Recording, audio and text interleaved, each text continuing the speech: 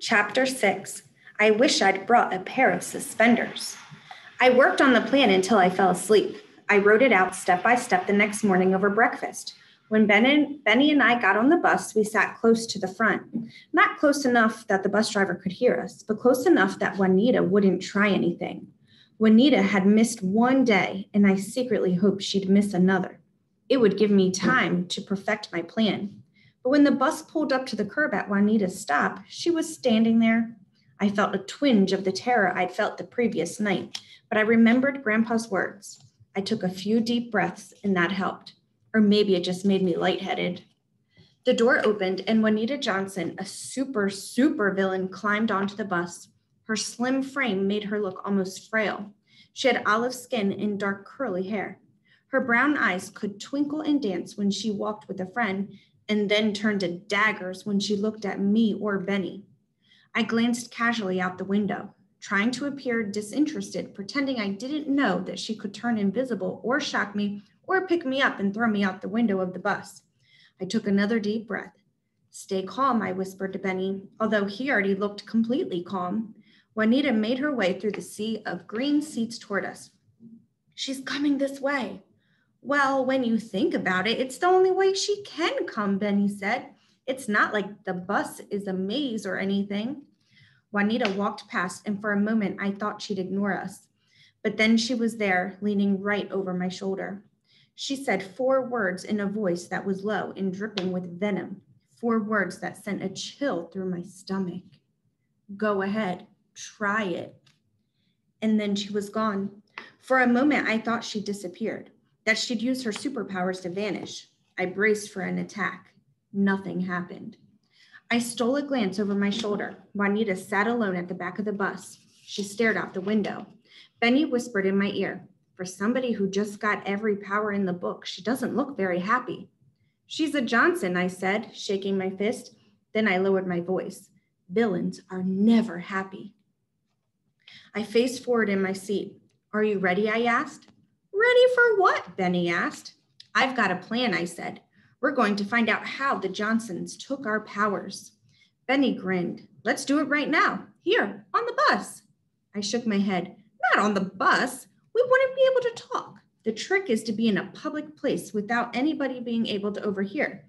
Let me show you. I pulled out my notes and the map of the school, spreading them out on my leg. Okay, at lunch, you and I will meet up here at the library. Got it? Why the library? Benny asked. The library is right next to the cafeteria, I explained. Nobody hangs out in the library, but the librarian will be there. And that should be enough to keep Juanita from attacking, but still allow us to talk to her in private. Benny nodded. But how do we get Juanita to the library? Rodney has all of the Johnsons' phone numbers. We're going to hide over here, deep in the stacks. I pointed to the section of my map that had all the bookcases. Once we're in place, I'll tell Rodney to send a text message to Juanita. He'll tell her to go to the library. He said he can mask it so she won't see who it's from. Once she's in the library, we'll confront her and find out how her family stole our powers. Does that make sense? Got it, Benny said. Although I wish I'd brought a pair of suspenders. Suspenders? Benny, what are you talking about? I have a hard time talking to girls, Benny said. I never know what to do with my hands. If I had suspenders, I could hook my thumbs under the straps. Juanita's not a girl, I said. She's a supervillain. I went over the plan again, just to be sure. When the bus stopped in front of our school, we piled off the bus. Benny and I spent a few minutes standing in the snow outside the front doors in full view of at least a dozen kids. Juanita got off the bus, and without giving Benny or me a second glance, she walked inside. The bell rang, so we split up. My first class, history, usually crawled by. All my teacher did was stand in front of the class and tell us how miserable life was at a certain point in history. He'd say things like, you think cleaning the toilet is rough? Try emptying a chamber pot. But on that day, history was over before I knew it. The bell rang and I had to leave. I paused at the door outside algebra. Juanita sat at her desk, her back toward me, waiting.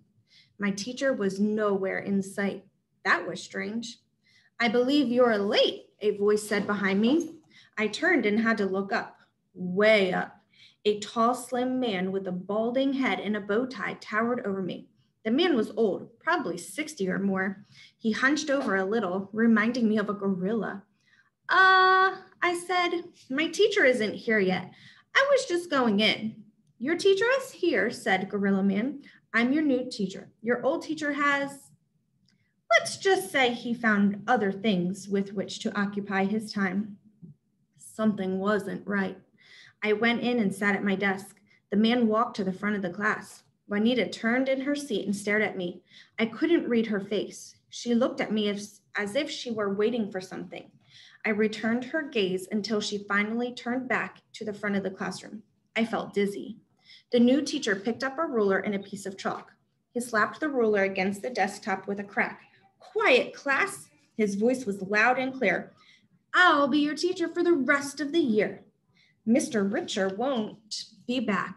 Allow me to introduce myself. The teacher went to the board and wrote his name. I felt my throat tighten. Every time I thought things couldn't sink any lower, the universe seemed to slap me upside the head and say, you ain't seen nothing yet, Buster.